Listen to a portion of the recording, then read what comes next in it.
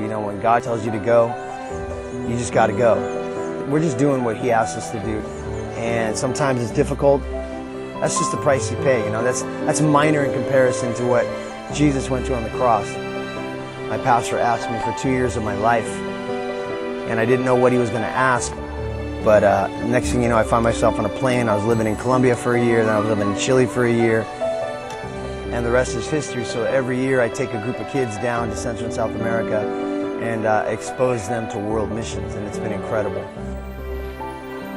The missions department came basically out of that vision that Ron and Sharon originally had to carry on with Sharon's parents. Ed and Naomi Farrell started in the early 40s. A Bible college down in the jungles of El Secreto in Colombia. The guerrilla took over. They fled to Chile and they formed a Bible college there. So now we have, 2 Bible colleges in Colombia, 1 in Chile.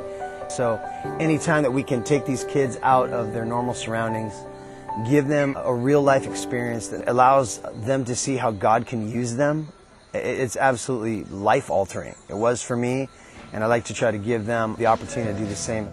At Calvary Chapel Golden Springs Bible College, Pastor Hector was giving a devotional. He mentioned about how open the people were to receiving the gospel, and as he was sharing that, the Holy Spirit was just stirring me up to the point where I was just in tears. And I felt the Lord telling me, hey, you're going to go on that trip. And at the time I couldn't imagine how. But and here I am now.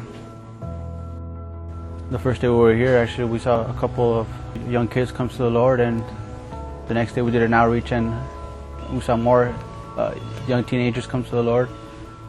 The Lord has called me here to bring the message of hope, the message of the gospel.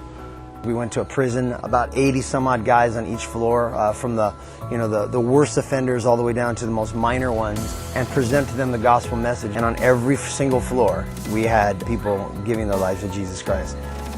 I was looking at the kids.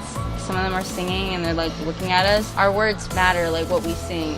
And then I just get to be around kids and they're so happy that we're there to just be with them, willing to listen to you. I'm just glad you're around them.